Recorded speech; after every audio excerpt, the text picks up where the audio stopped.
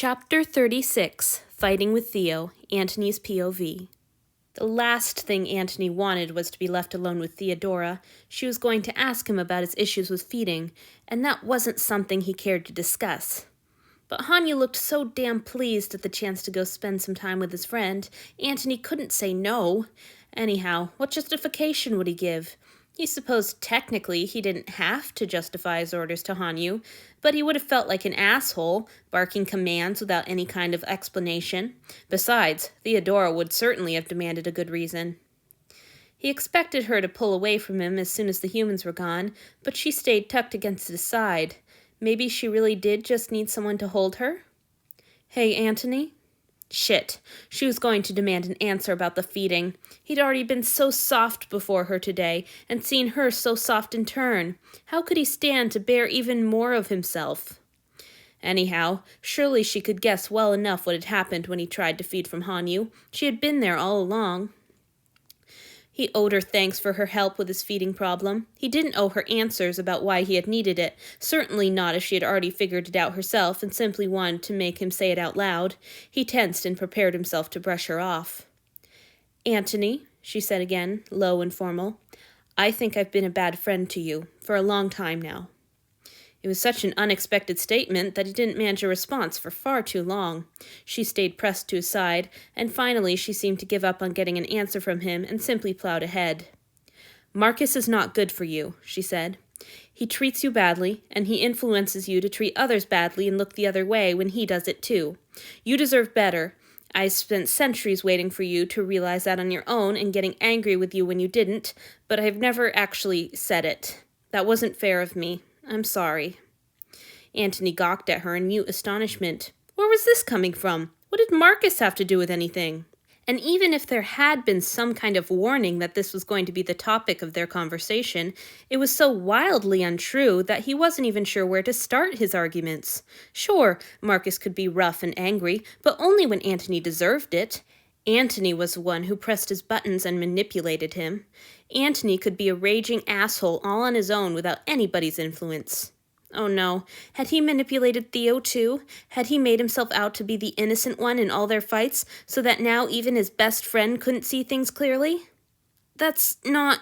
he started weakly, then rallied. He had caused this misunderstanding, and he needed to clear it up. I'm not innocent in anything. I promise that anything that's wrong with our relationship, I caused just as much as he did. Probably more. You know how I can be. It's hard enough for you to put up with me, and you don't have to put up with me in bed. I don't like that you think that. Theodora pressed closer to his side. Do you really think I've just been putting up with you for 1,000 years? Even before we were cursed? You're my best friend in the world. I love you. I love to be with you. Your lover should feel the same. He does. I didn't mean it like that. Damn it. Why was Antony getting tied in knots like this? He sounded like Hanyu. It's complicated. I don't think it should be. Theodora admitted a noise that was half a sigh and half a groan. I have a theory, and it might be wrong, but I should have mentioned it a long time ago, so I'm mentioning it now. You know I'm not good at people and intrigue. I never was. I wouldn't have made it without you back home in your father's court. That was true enough. But I think Marcus is good at those things. I think he came on your ship because he knew you were attracted to him, and he knew he would just have to wait until you'd been hurt enough that he could start in on you, and you would think you deserved whatever he did to you, and... That's ridiculous! Antony exploded. He pulled back so he could glare at her. Our relationship is not some kind of conspiracy. Now who was treating him badly? At least Marcus thought that Antony was capable of inspiring love without ulterior motives. I might be wrong, Theodora shrugged.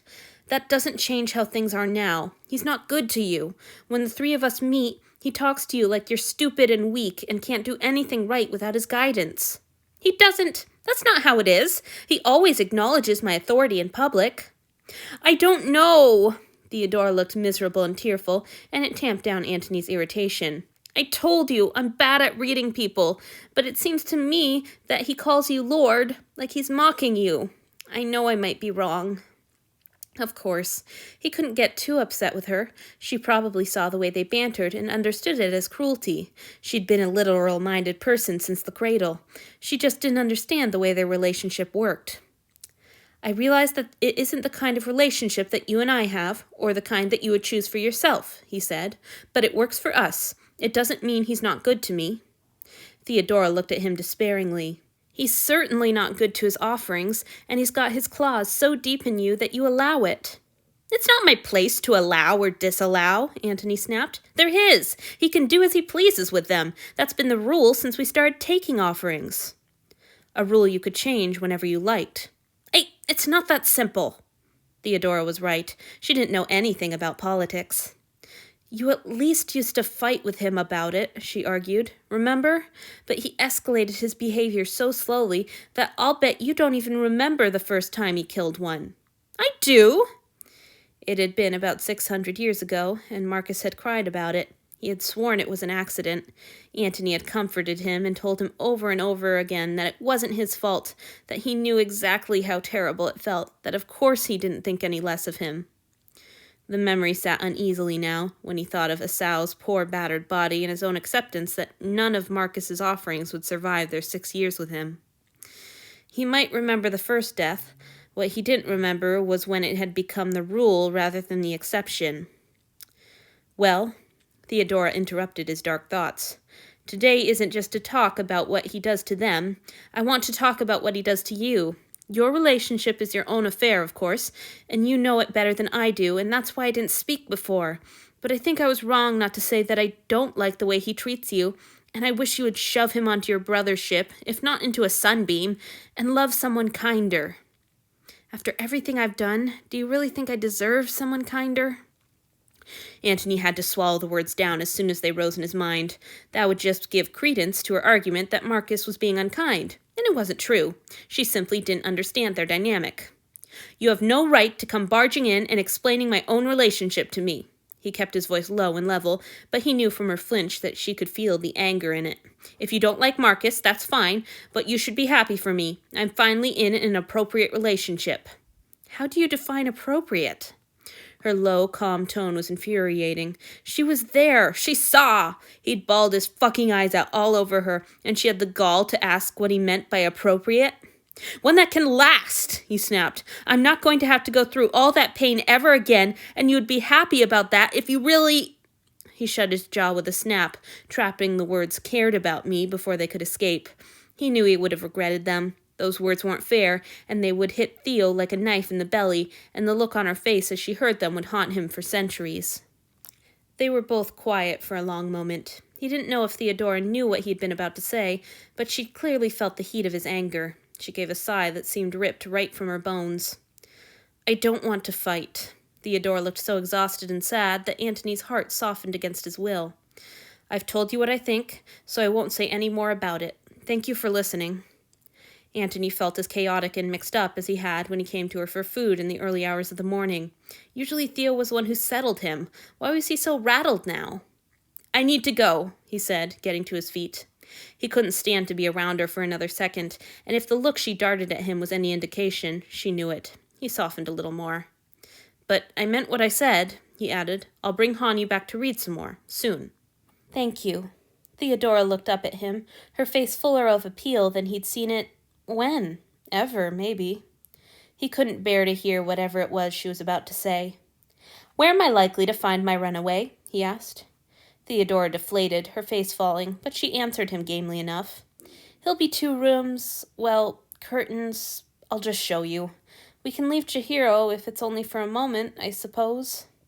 She seemed ill at ease with the suggestion, her gaze darting back to the lightly snoring figure on the bed. Antony shrugged. I can always just bellow for him. Maybe it'll finally get me some respect. Theodora smiled. It's nice to see that he's not frightened of you. He's been good for you, Antony, and I can tell you're being good to him as well.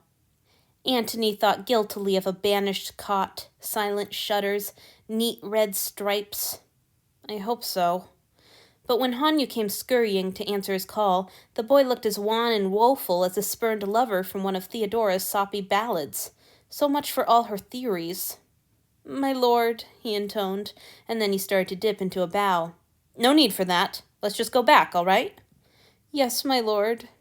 The boy sounded so glum that Antony had to fight down an irrational urge to put a protective arm around his shoulders.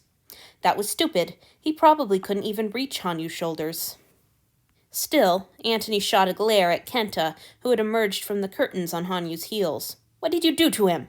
The worm boy paled and stepped back. Hanyu was quiet as they left Theodore's anthill and traversed the hallways. Once they were back in Antony's rooms, he couldn't help trying to break the boy's uncharacteristic silence. Well, Theodora definitely prefers you to me now. It's not surprising, really. I'm sure that's not true, my lord. There was no life, no inflection in the statement. Unease stirred low in Antony's belly. You earned it with all that reading. Silence. What a ridiculous book! I don't even know how you kept a straight face. Silence. It was nice of you to offer to read for him some more. Antony could hear the desperation in his voice, and he hated himself for it. Why was he worried about this? Hadn't he spent their first 2 weeks together longing for Hanyu to shut up? You could even go again after lunch if you wanted, he tried. Or tomorrow, I suppose. Why did you drink from Kenta instead of me? At first, Antony was almost relieved to have the boy's wail cut off his frantic rambling. Then the meaning of the words sank in, and he tensed. Caught.